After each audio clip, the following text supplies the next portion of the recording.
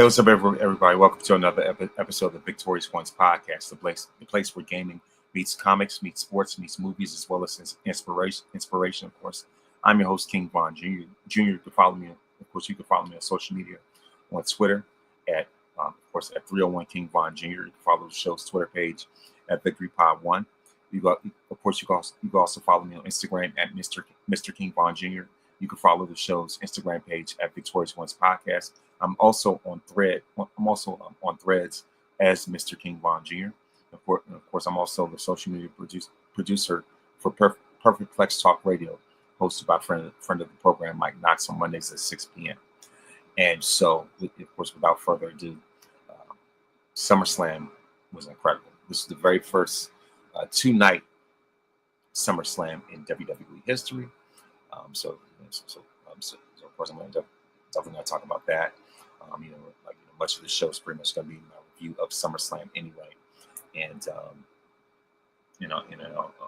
also, let's see, like I said, as far as I'm also going to be reviewing SmackDown. I'm going to be giving my review of Monday Night Raw, as well as this was an epic episode of NXT, if you will.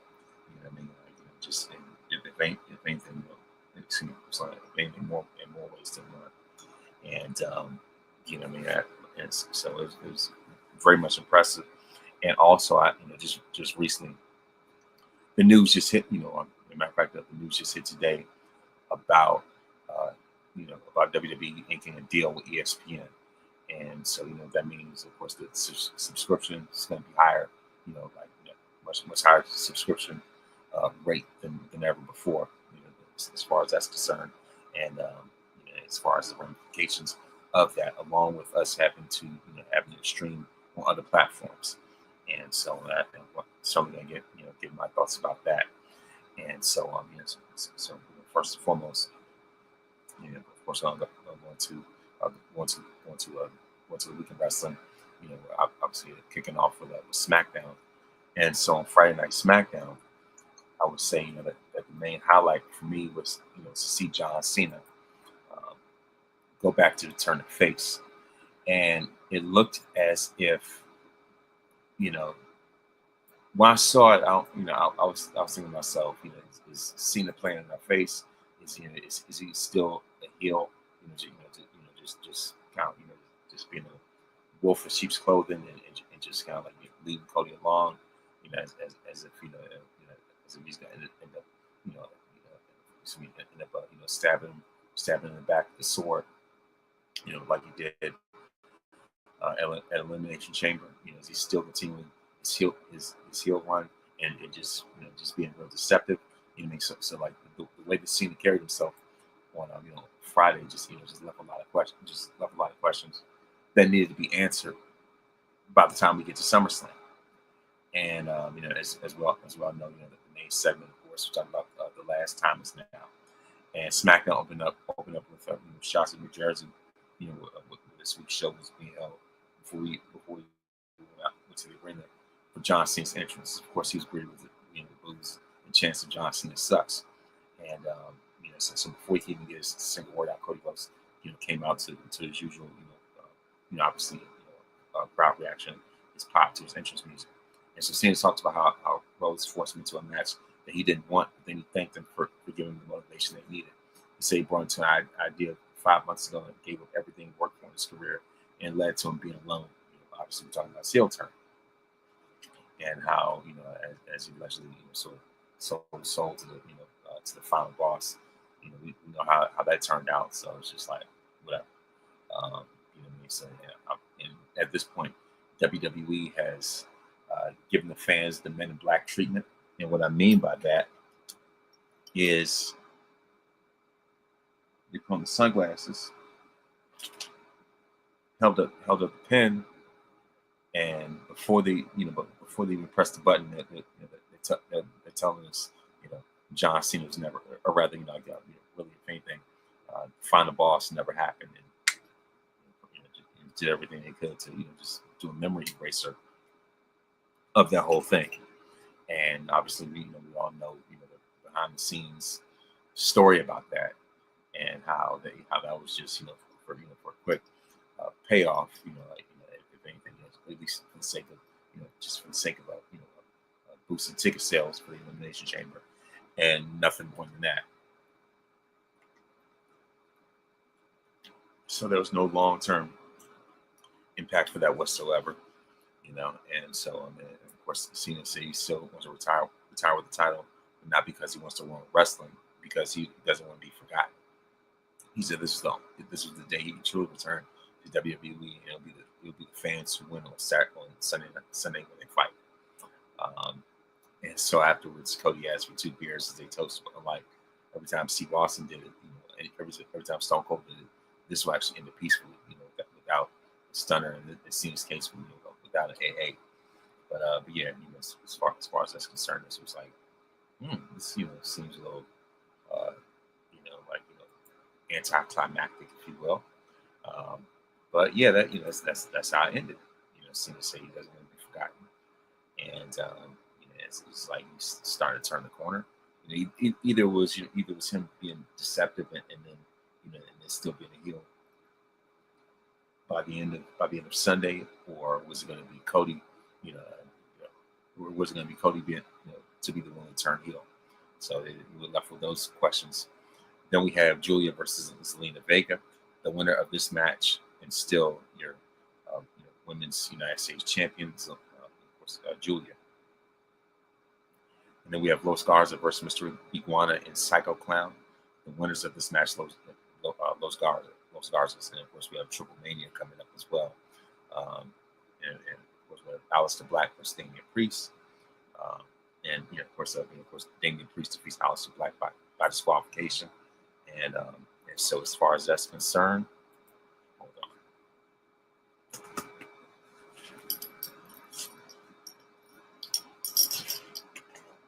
Be right back shortly.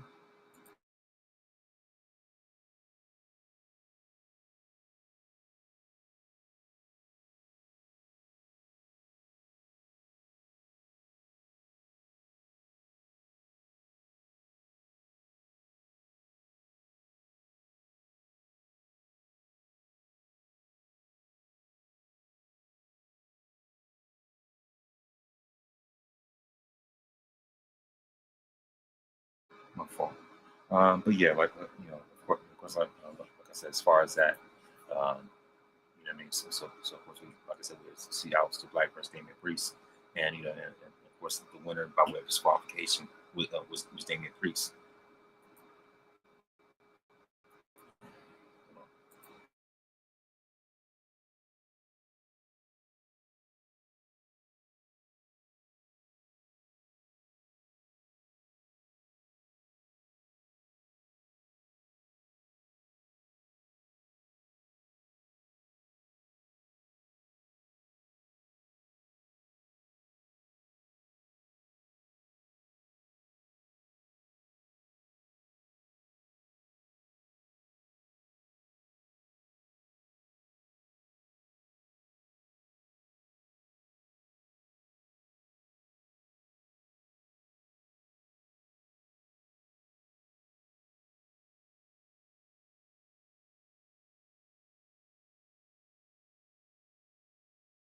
Sorry about that.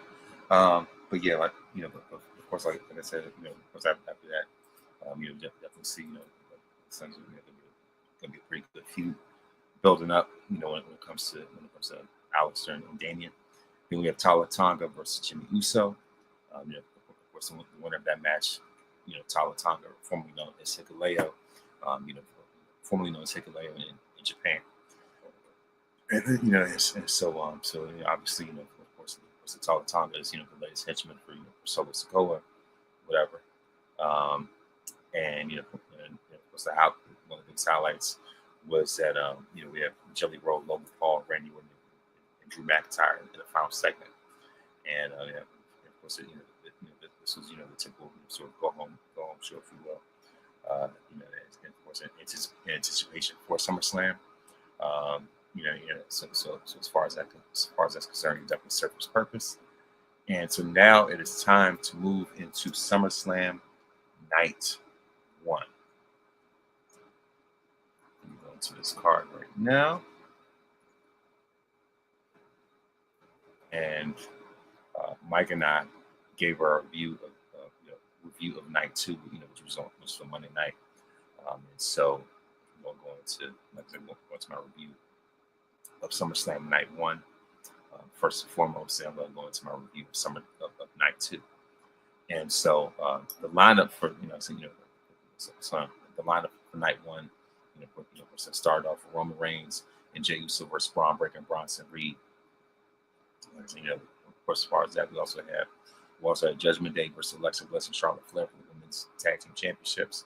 Of course, we also had Sami Zayn versus Karrion Kross, Tiffany Stratton versus Jade Cargill for the WWE Women's Championship. We had Randy Orton and Jelly Roll versus Logan Paul and Drew McIntyre. And last but not least, we had Gunther versus CM Punk for the Royal Heavyweight Championship.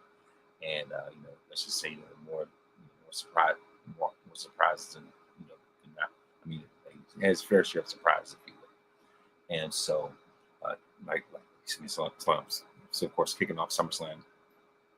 excuse me, sorry about that. Kicking off night 1, Cardi B.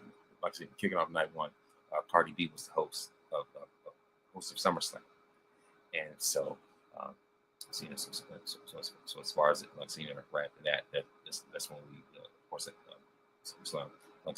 that we have Breland saying "God Bless America," followed by Drewski narrating the opening video. Then of course after that's when Cardi B came out as the official host to welcome us to the show. And so starting off, Jey Uso was the first one to have his entrance, which definitely got the crowd on his feet. And then afterwards, you have the OTC himself, or OTC1, quote unquote, Roman Reigns coming out, followed by Braun Breaker and Bronson Reed. And so immediately the bell rang, and so right after that, that's when we start going to a brawl. And so of course, the Yeet TC, I guess, if you will, they knocked both Brons out the ring, Team Braun, if you will. Then Jey asked for his music to play again, so he could dance more with the crowd. And I like how so of course Jey was giving the signal to play it back, and then Jey and Roman both gave the signal to play it back. So I was like, oh yeah, let's go for it. And then Roman himself even did the Yeet. I was like, all right, man, that's so that was pretty funny. So afterwards, while Braun, Team Braun are out the ring. So of course after Jey gets out of the system, if you will, he ends up diving on everybody after Bronson Reed pulled Roman out the ring. Then after things settled, that's when Jey Uso got cornered and double teamed. And so Team Braun kept Reigns at ringside for a little while as they isolated Jey. And then of course the match started off on fire, and then really slow all the way down while Reed and Breaker controlled the pace. And so at one point they both prevented a tag at the same time to keep Jey Uso in the ring. And so once the Tribal Chief finally got his hot tag in the ring, he went after Braun Breaker with everything that they had. So it was a battle of the spears. Both him and both him and Bronson Reed had big dives out of the ring before Braun Breaker, of course, sent Roman over the announce table. And I mean, it was definitely the best way to open the show, especially when you consider the name value of course not only Jey Uso but especially Roman Reigns. You know what I mean? So if anything, like that, the best way to kick off a show like that, oftentimes is to have someone who has the biggest name value, and who better than the Tribal Chief himself. So as far as that, I would say then the second half of the match, the pacing kind of got better, but yeah, but in the end, it was definitely a fun opener overall. And I like how Roman and Jey hit the 1D tag the 1D tag finisher, but of course they were unable to get the win.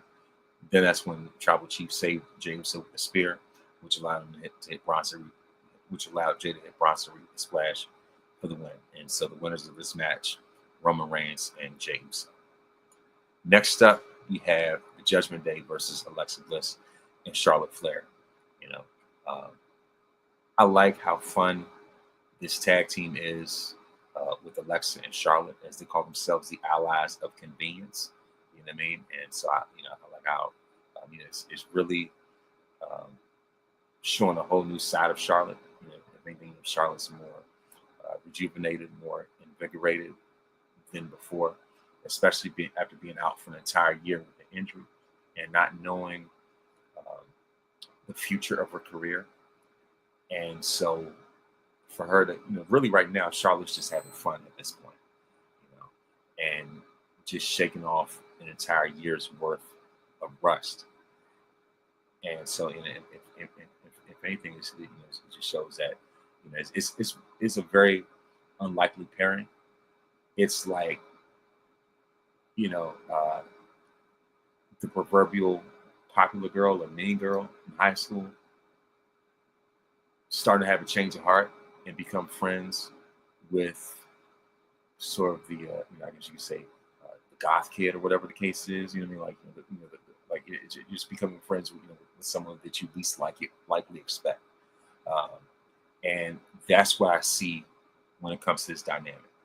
You know, for Charlotte to warm up to Alexa like that, and initially, if anything, Charlotte is, you know what I mean, like just like she's like like I said, she's like I said, just for her to um, you know take to Alexa like that when Alexa is on the other end, like really, like oh wow, okay, I'm rewatching night one.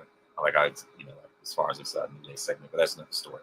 But like I said, as far as that, uh, and like seeing it's like seeing it in terms of their dynamic, and like seeing it for Charlotte to um, turn the corner like this is very fascinating. It's an amazing thing to see. You know what I mean? Like I say, like I say, so, for her to have this change of heart, it's like I said, it means a whole lot. And so I like to see what this team continues to do until it's time for them to run the course. But as for right now, hey, look, I'm all for it. And I like Charlotte's gear, how she had um, all the different sort of, I guess you could say, rhinestones, and some um, different color, sort of, I don't want to say beads, but different color like jewels and and everything like that on her gear. So, like I said, as far as that, if anything, I definitely like that. And I like how Alexa and Charlotte try to decide who's going to start, and um, Raquel Rodriguez and Roxanne Perez chose for them by attacking them and tossing the queen out the ring. And so this led to smaller members such as Alexa and Roxanne to start off. And so afterwards, Charlotte attacked in. After a minute, Charlotte attacked and ended up being double teamed for a while. Then, of course, Roxanne and Raquel, of course, use quick tags to keep themselves fresh while still dishing out their punishment. And so it definitely kept a pretty steady pace throughout the match, which of course the crowd was still very much invested, and all for an excellent match. And of course they make sure to put on something completely different than the match that happened right before that. So it's back-to-back tag team matches. Um, and there wasn't too much of any type of like lull or whatever. But if there was, it didn't last that long. So uh, Alexa accidentally hit Charlotte with the big right hand, and the way that Charlotte sold it, I think that was hilarious. Um, and so of course this was right after right after Raquel avoided the hit, and that briefly allowed Judgment Day to get the upper hand, but it didn't last long.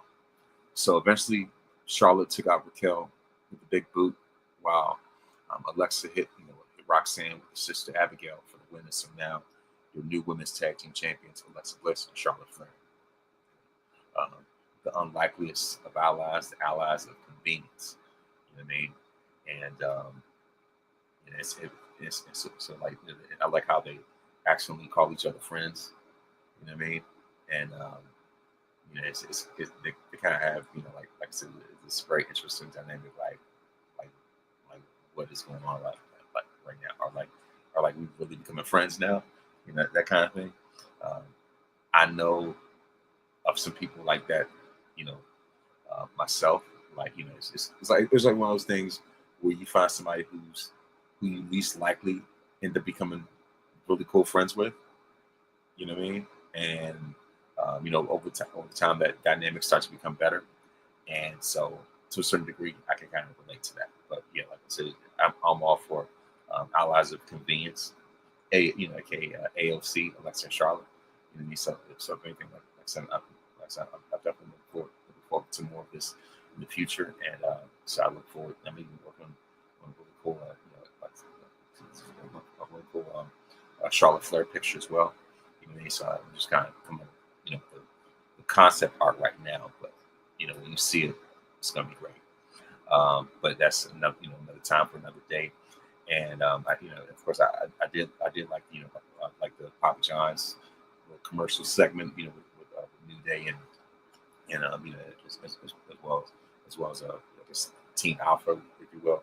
Like I said, as far as that, um, I think, like I said, I thought that was a little power clinch. I thought that was pretty funny.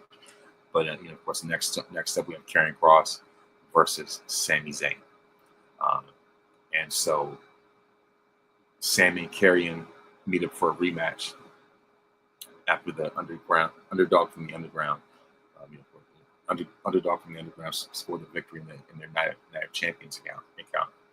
So as soon as the bell rang, Sami tried to corner Karrion, and first, but eventually Kross fired back. So the first few moments of the match, very much competitive, but Sami, was in control of that part of the match more often than not. And then eventually, uh, Kross got the upper hand by nailing uh, uh, Sami with the burning hammer. And so of course, the former Intercontinental Champion avoided an attack, with the steel pipe by hitting the signature Blue Thunder Bomb for a 2 count. So then Sami picks up the pipe, and Scarlett was actually encouraging him to embrace and tap into his dark side and use it. But he tossed out the ring, kind of like how in Return of the Jedi, where Palpatine tried to convince Luke Skywalker to embrace the dark side. And I know it sounds crazy, but it definitely it was kind of like that, like in terms of getting Sami to embrace that hate. Um, but we all know that this is just a mind game, if you will. And also, not only that, but it's one of those things almost like at WrestleMania 8, when Piper took the ring bell and he was getting ready to knock out Bret Hart with that bell, but in the back of his mind, he was like, I can't do it. And then he throws the bell away, continues to wrestle the match clean, continues to wrestle as a babyface, as a good guy, right? So Sami had that same moment of confliction in this match. But once again, as I said before, he throws, as I said before, he throws the pipe back out the ring. So in a very surprising outcome, Sami wins with the Luda kick. And so, matter of fact, I'm going to say that was my prediction as well, for Sami to win. So even though the match didn't really last very long, it was pretty solid, but it was one of those things where after you have back-to-back tag team matches, this match felt a little bit more like filler than anything else. before we got, of course, that this match felt a little bit more like filler right before things escalated even further later on in the night, right? So after that, we have the WWE Women's Championship match, Tiffany Stratton versus Jade Cargill. And I like how Jade Cargill,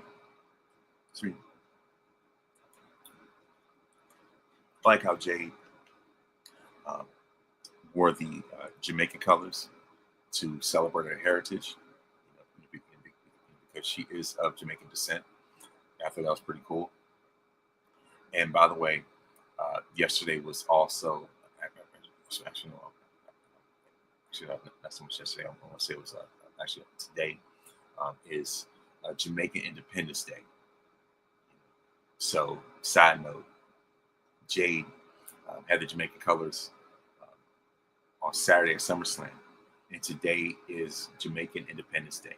So on this day in 1962, Jamaica earned their official independence. So, a little history, a little side note, a little history lesson right there. You know what I mean? So congratulations, to all who celebrate. You know what I mean? And by the way, happy belated birthday to Patrick Ewing. Who's Jamaican. Of course, he's born the day before that. So, just a tad bit of a history lesson. That you're going to get on a podcast like this. So, side note for that. But anyway, back to the matter at hand. So like I said, like I said, as far as this, Jade, the Queen of the Ring, seems like she's poised for the moment. She's ready. She's ready to step into this element, this next dimension of her career.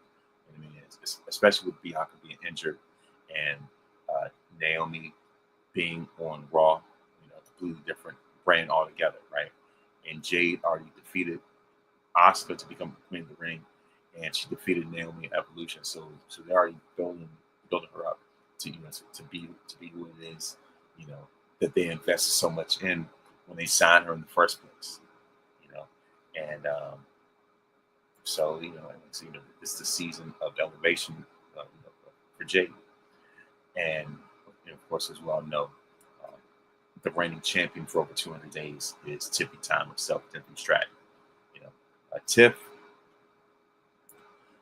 with all the extra baggage aside, she's definitely a very strong competitor, and rarely is she the underdog from a physical standpoint.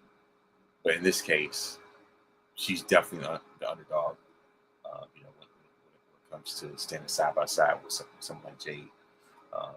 She, if anything, Tiffany's more the underdog when it comes to being in the ring with the likes of Nia, Charlotte, and Jade. So as we all know, Cargill is taller and more powerful, so she definitely had the advantage right out the gate from a physical standpoint and an athletic standpoint. So Jade, it's worse. Jade goes on to take the match outside the ring. It's a suplex on the floor, but as soon as you went to get back into the ring, Tiffany hit her with the suicide dive, and so they did a pretty nice job using their combined strength, for some pretty impressive moves. So it was definitely this certainly felt more like a make or break performance for Jade, and she looked and this was her proving ground to show that she's grown in the ring as a performer. So as Jade is about to hit her finisher, Jaded from the top rope, Tiffany was too close to the whack. As Jade was about to hit her finisher, Tiffany was too close to the ropes for her to get a pin.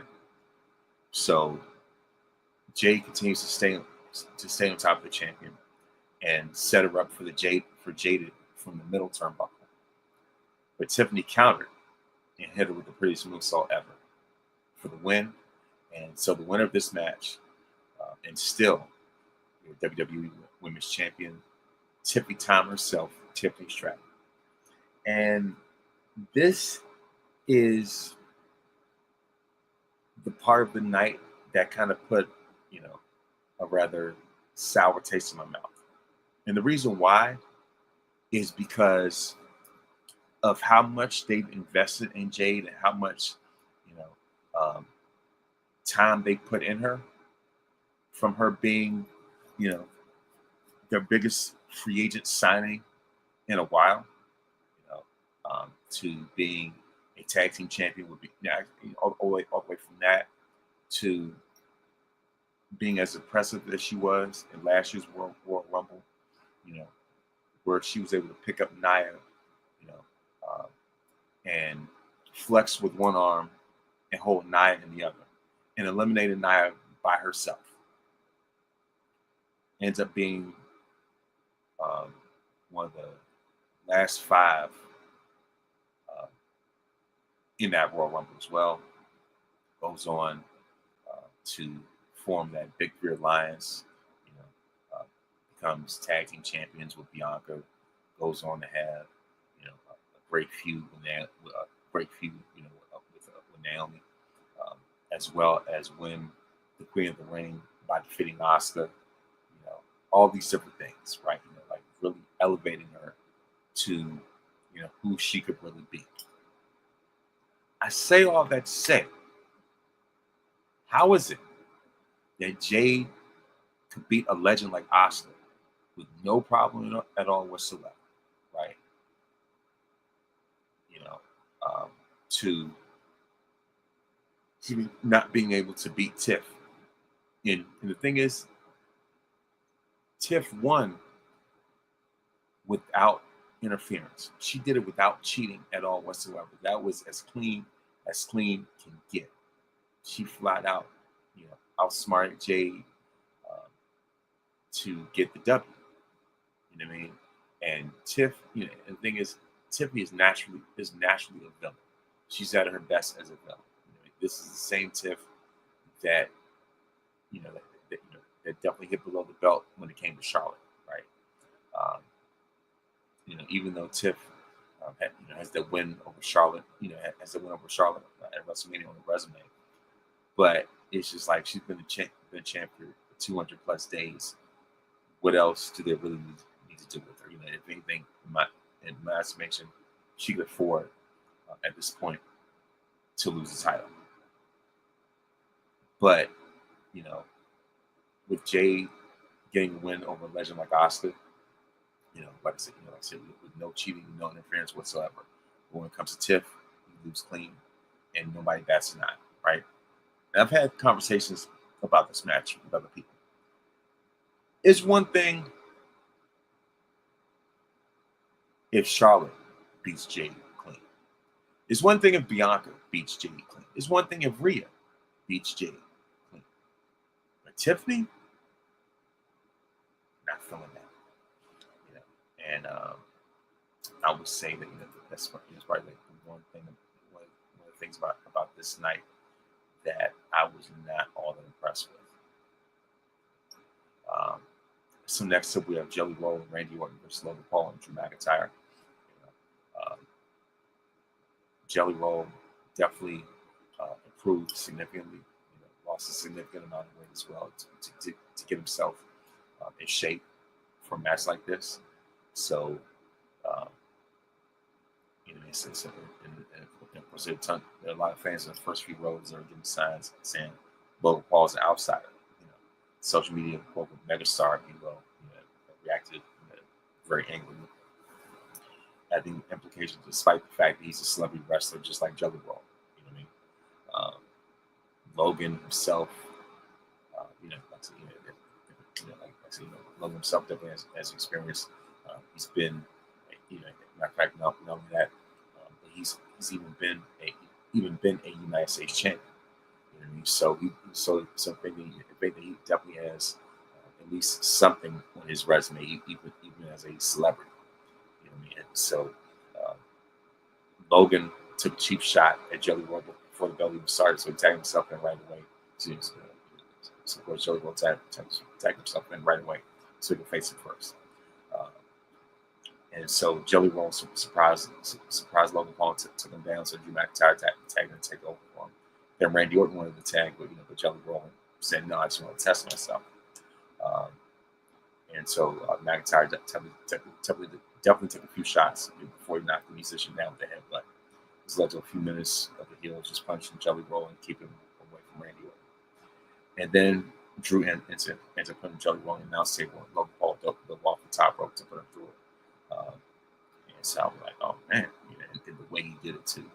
And this is definitely the spot around, which the match with the entire match was playing. So then Randy, of course, the Viper Randy Orton spent a lot of time on defense. As the referees were tending to Jelly Roll, and so of course the crowd was definitely going wild for everything, even though most of the action, we saw was pretty simple at best. And then just when everybody thought he was done, Jelly Roll comes back to the ring to finish the match, and he got a huge ovation. If anything. And so, it's just like the quality of the match was secondary to, the build up and the hype and everything like that. And so, even though it wasn't really the biggest thing to take away from it, but it was definitely a great way to showcase Jelly Roll and what he could do and just give him more spotlight. Even though Randy Orton himself took more of that backseat than anybody else in this match. But of course, in the end, Logan Paul and Drew McIntyre came out as the winners. And of course, last but not least, we have the Ring General Gunther versus CM Punk. And I do like, how CM Punk paid tribute to the Fantastic Four. For those that weren't aware, Punk came out with powder blue and white, which are Fantastic Four colors, and like I said, of course, for the extra Easter egg, Punk's catchphrase is "Clobber Time," which is reference to the Thing. The Thing's catchphrase is "Clobber Time." So Punk's definitely a huge fan of the Fantastic Four, especially the Thing. And the funny thing is, Fantastic Four came out the week right before SummerSlam. So so I definitely like that tribute. I definitely like the ode to the movie. So I thought that was pretty cool. And so of course, WWE said that CM Punk was out here looking fantastic at SummerSlam.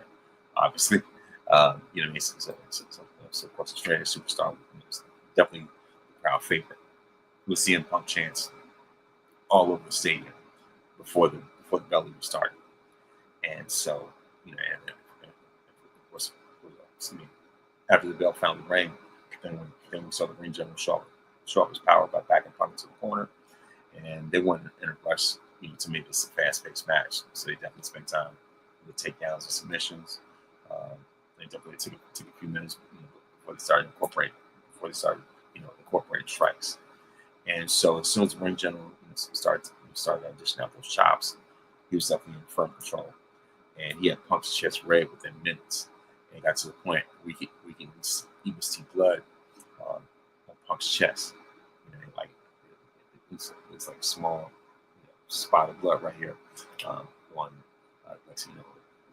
small spot of blood right here on Punk's tattooed chest. And so, there was a little something missing in this match, if you will. But at first, there wasn't as much excitement until about the second half of the match. And Punk definitely, as I said before, as I said just now, he was bleeding from his chest after he sustained all that damage from Gunther's chops. And so it's just like every time Punk would build some type of momentum, the Ring General would put him right back on the mat. So shout out to the No Context Wrestling Podcast hosted by O'Shea Jackson Jr. and TJ Jefferson. G-plug. But when I heard their review of SummerSlam today, they brought up the example of Rocky IV when Rocky was facing Drago. And Punk was definitely in the Rocky position Gunther, of course, he was obviously in the drag off position. He definitely reminds me of him in more ways than one. And just like Rocky, Punk was, was pretty long in the tooth, if you will, right? And so let's just say his recovery time was a little bit slower than, many years before this, right? And he was definitely, you know, feeling the heat, you know what I mean? Uh, but he just kept on fighting, right? And just like how Rocky finally made Dragoff bleed, Punk made Gunther bleed. And that happened when, um, like that happened when Gunther made a very rare mistake and allowed Punk, and of course, this is when the tide started changing. So Gunther, was really feeling himself, and so as soon as he stood on the announce table, I knew that Punk was, it was only a matter of time before Punk would come after him. I was like, as soon as he gets up on there, I was like, you know what, Punk's gonna get him. And sure enough, right after that, very rare mistake, um, from Gunther, Punk capitalized on that. He took advantage of that as he tripped him on the announce table and took control. And after Punk tripped him, Gunther started bleeding. And now at this point, they're saying that he's out indefinitely. But right after that, that's when the tide really changed. And that's what really got the crowd on his feet. And so after hitting the GTS not once, but twice, CM Punk pins Gunther to win the World Heavyweight Championship. So your winner, and he now Punk is a 10-time World Heavyweight Champion. The winner and the new, right now, World Heavyweight Champion, CM Punk. It's great to see, great to see Punk get emotional. It was, great to see Punk at the celebration. However, the celebration will not last always. So after 5 minutes, we hear, like matter of fact, after 5 minutes, almost immediately after, very much, not long after that, we hear Seth Rollins burn it down, and so we see Seth Rollins on his crutches coming out with Paul Heyman to issue a warning to Punk to enjoy it while he could, and so when he came out, I was like, "There's no way that he's just gonna come out and just point at Punk and give him a warning and just walk away. There's no way that he's coming out, after all this time, and just to say, enjoy it until next time and then walk away. There's no way that was going to happen." So I'm like, he's about to do it. And then before you know it, just as Rollins turns around, what's happening after that? Rollins, after that, first off, he throws the crutches down, turns around, takes off the knee brace. Come to find out, he really wasn't injured after all. Seth revealed that he really didn't need the crutches after all. He took off his knee brace. He ran to the ring, and him and Punk started fighting. Then Rollins hit him several times with the briefcase before he handed it to the ref. As he cashed in, he hits him with a curb stomp for the win. And a curb stomp it pins him to win the title. From the best in the world, just 5 minutes, just within minutes. Punk's title reign only lasted 5 minutes. So you're the winner of this match, and your new World Heavyweight Champion, Seth freaking Rollins. I was like, man, you know what I mean? So it's like,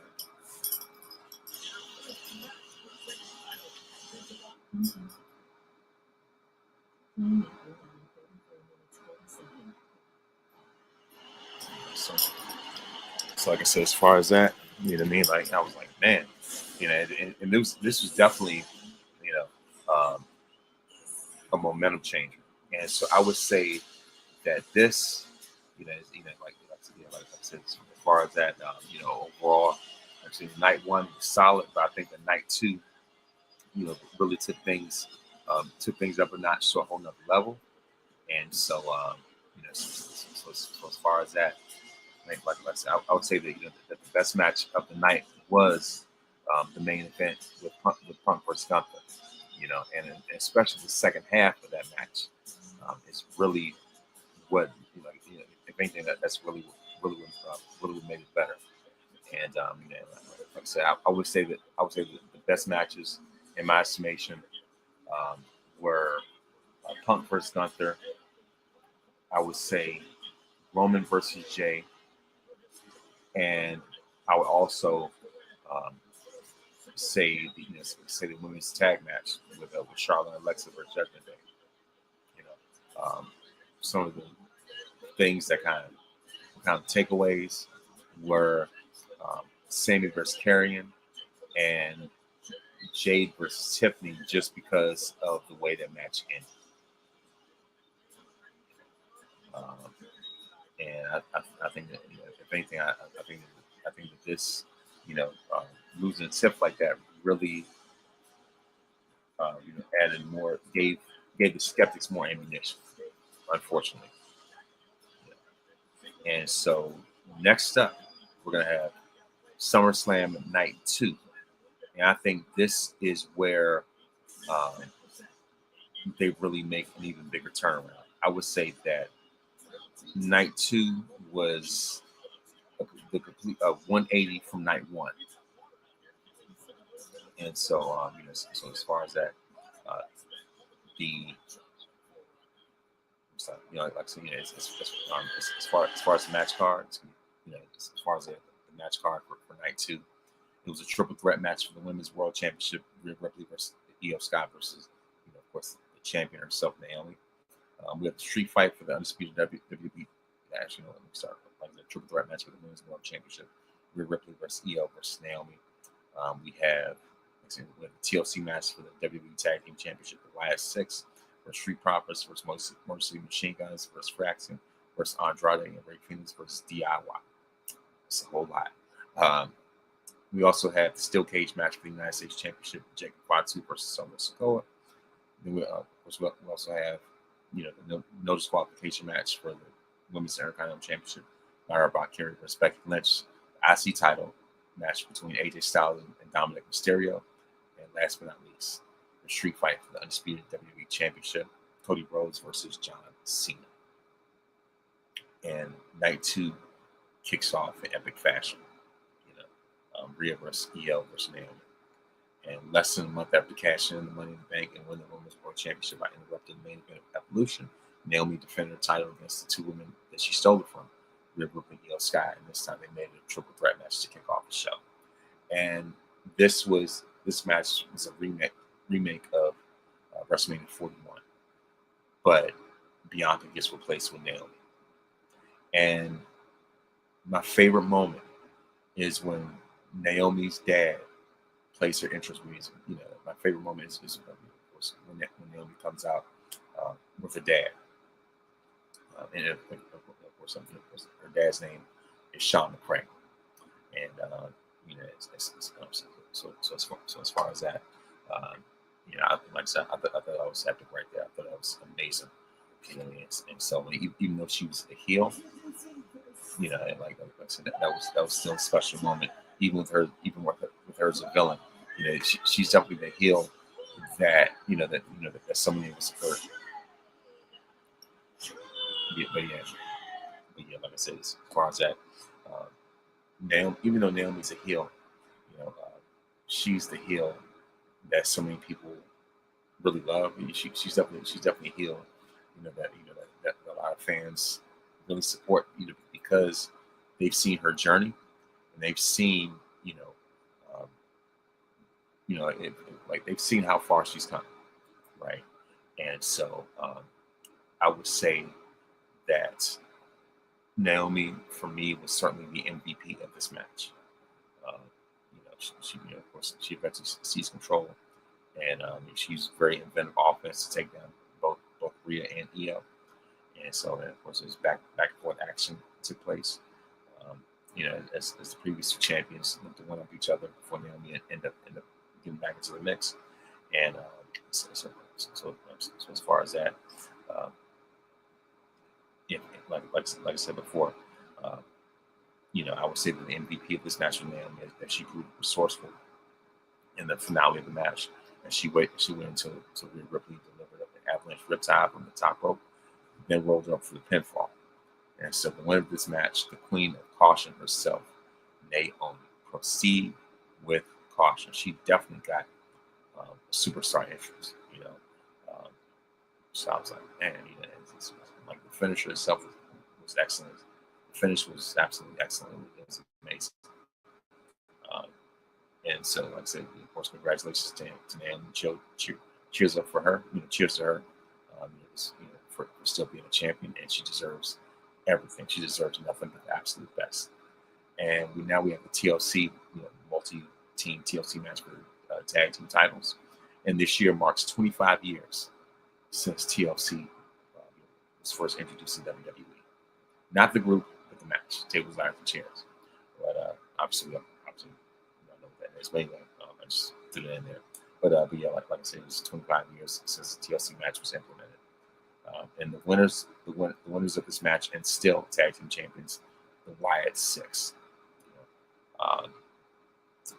And I think and also shout out to B-Fab and Candice LeRae for the way they got involved.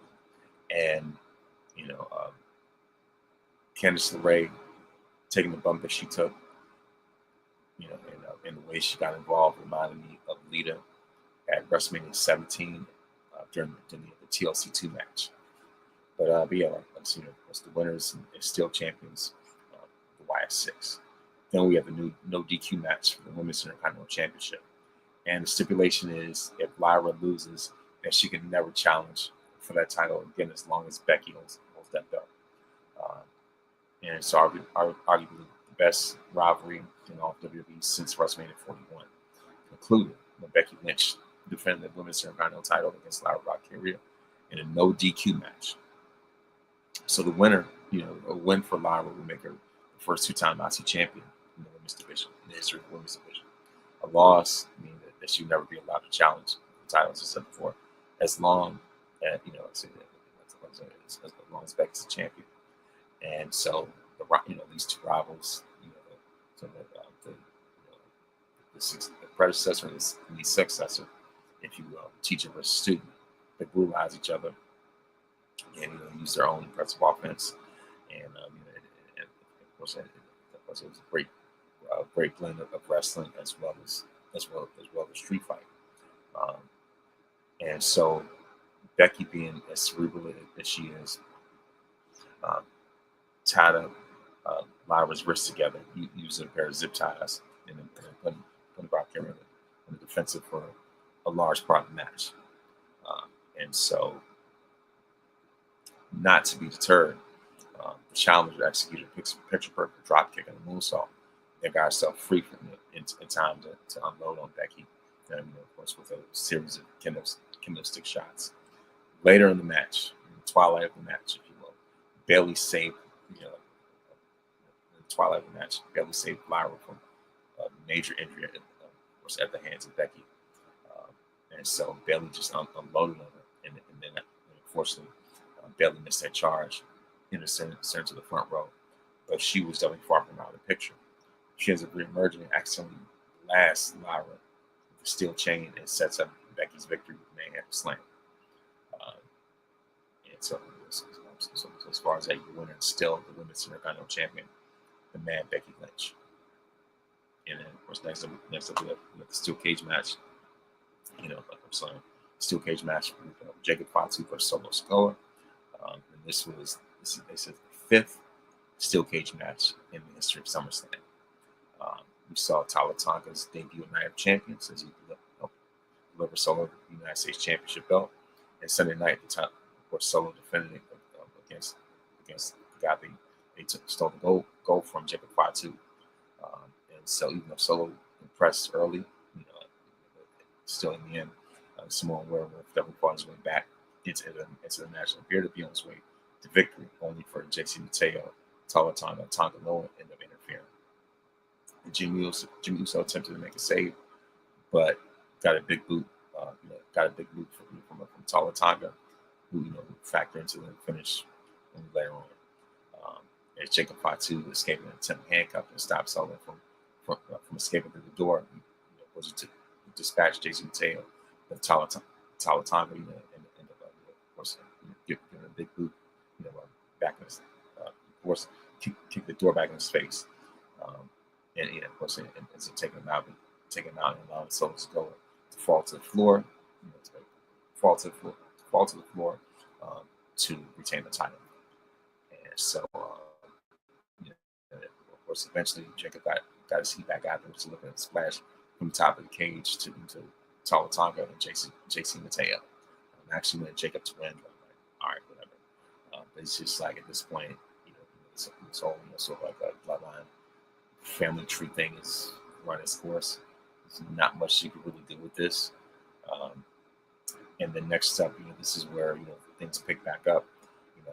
Things pick back up. We have AJ Styles versus Dominic Mysterio, and I like how AJ Styles came out with a tribute to Eddie Guerrero driving a lowrider. AJ's son had bleached blonde hair just like Dominic did back in 2005 when he was on 8 for that Ray versus Eddie match with custody of Dominic hanging up on the ladder.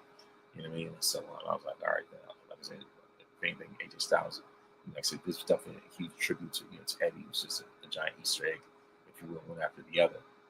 And so as far as that, and so the running joke was always about Eddie Guerrero being Dom's being Dom's real dad, that whole thing. And so of course they leaned all the way into that, and so so definitely like this match was definitely a great tribute to one of the most influential influential wrestlers of all time, certainly in both their careers. And so another Eddie Easter egg is that Dominic unzipped his boot, much like how Eddie unzipped his boot in that WrestleMania 20 match against Kurt Angle. When Kurt, WrestleMania 20, when Kurt, when Kurt had the ankle lock. So he took a page out of Eddie's book, and the way that, just much like with that, he unzipped his boot so that when AJ went for the calf crusher, the boot slid off, and Dominic got free. And so, so there's moments later with the referee momentarily, hung up on the ropes. Dirty Dom blasted AJ with his finisher. Not finisher. He blasted AJ with the boot, and he delivered the frog splash for the win.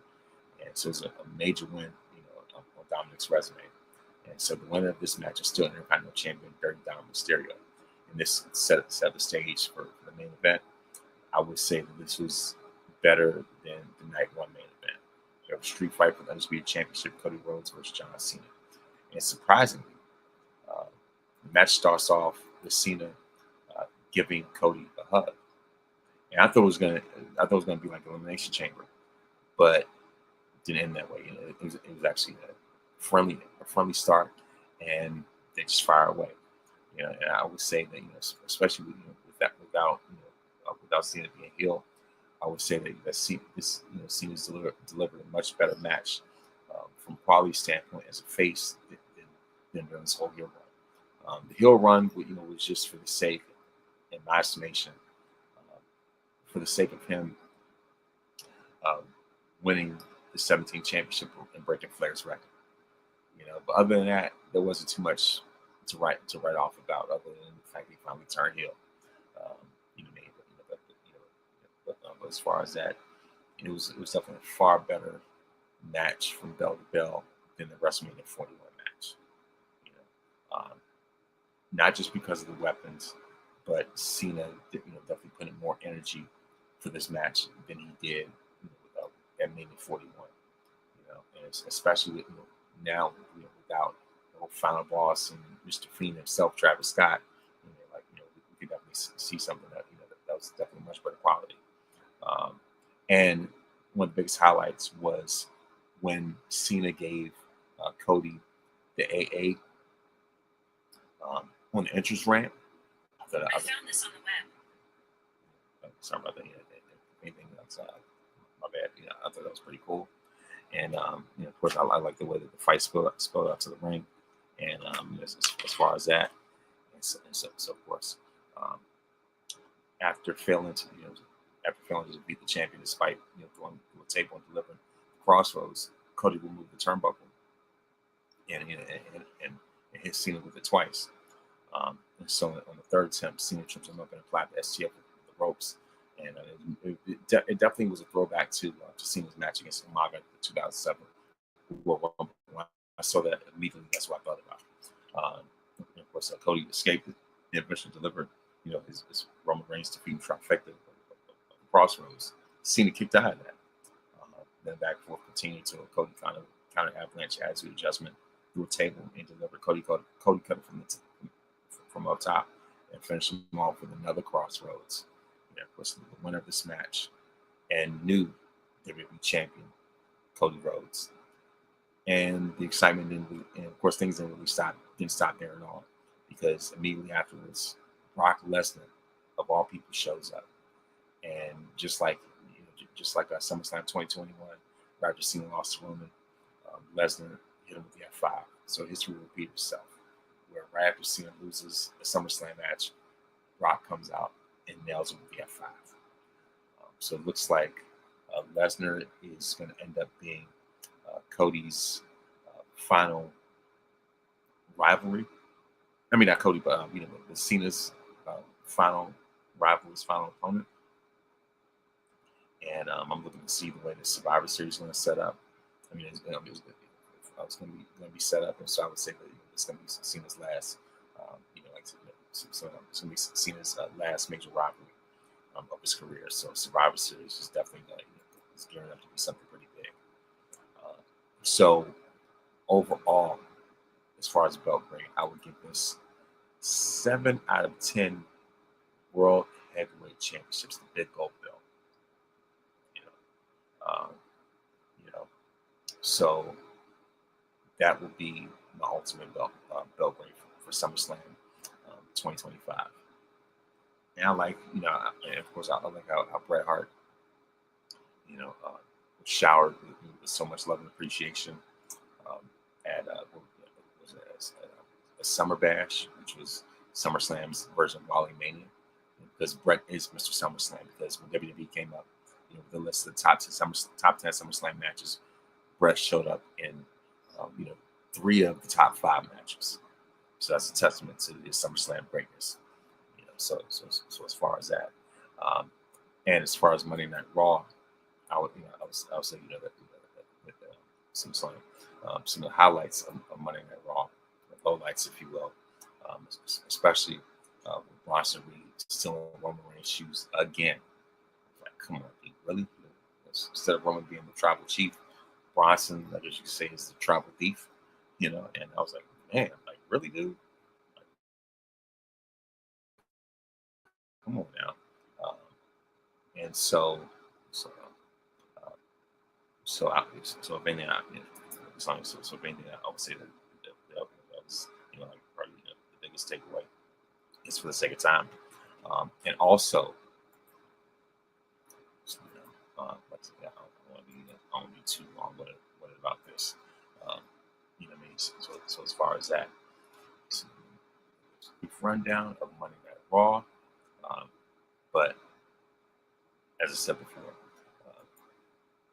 the biggest highlight was Bronson Reed stealing Roman's shoes, and of course, he started off with Seth Rollins promo, and Adam Pearce booked Seth Rollins versus LA Knight for the World Heavyweight Championships that same night. Of course, we see Alexa and Charlotte make an appearance. Becky Lynch. Oh, here's the big one right here.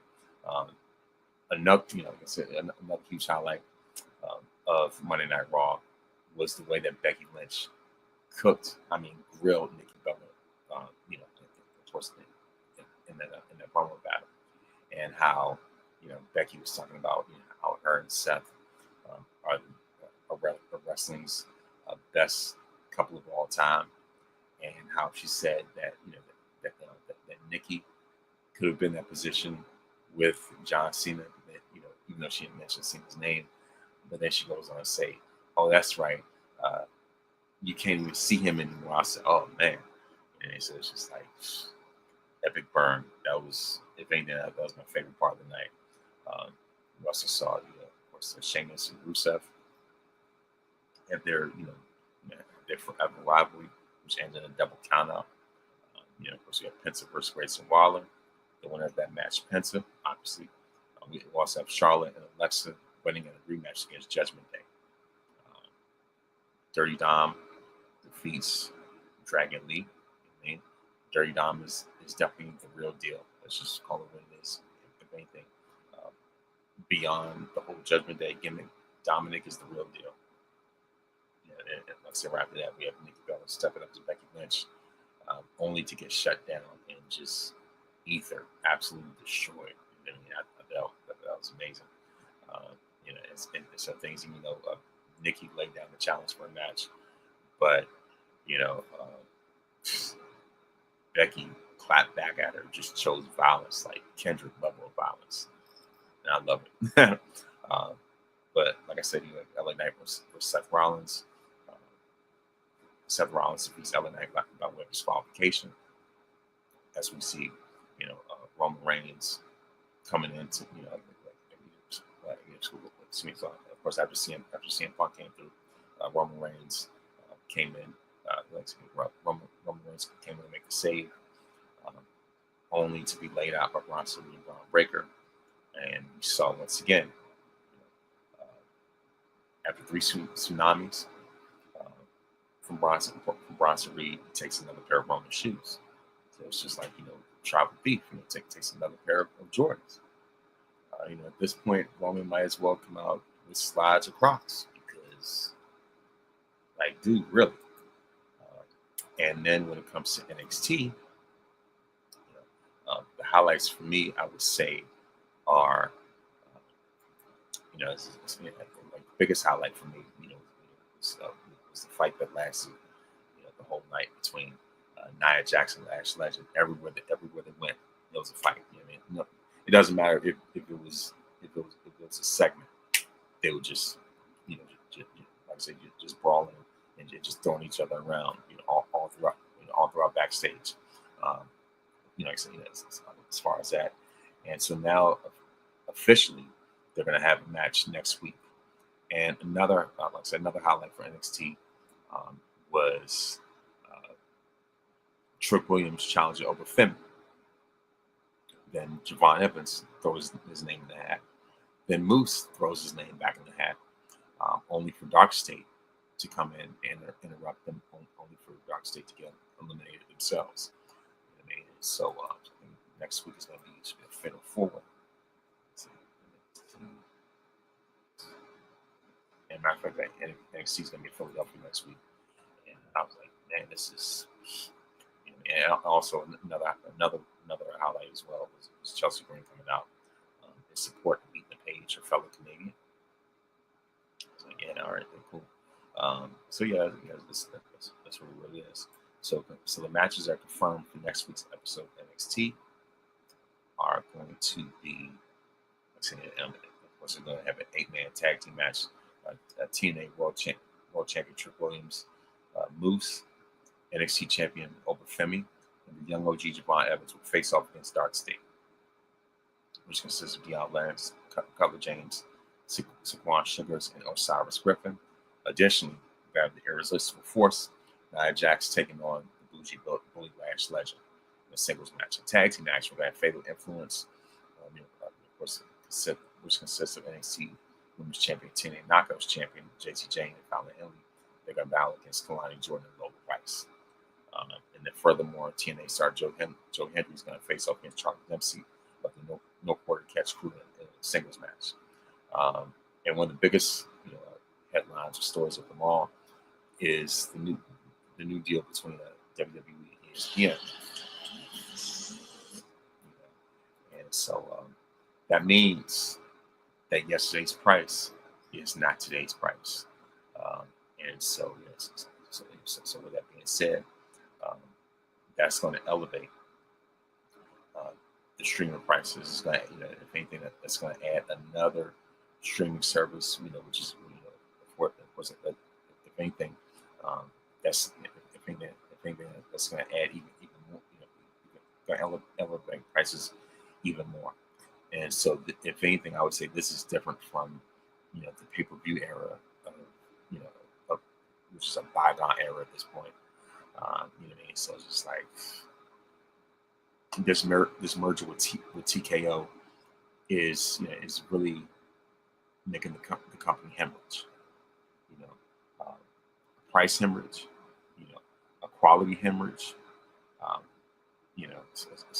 especially with these mass releases, that take place left and right, within the blink of an eye. You know what I mean? And so it's just like, gone are the days of the WWE network. You know, even though there are people that they used to cancel their subscriptions simply because Roman wanted a pay-per-view. But that's another story for another day. I digress. But this infrastructure, this business system that they set up, this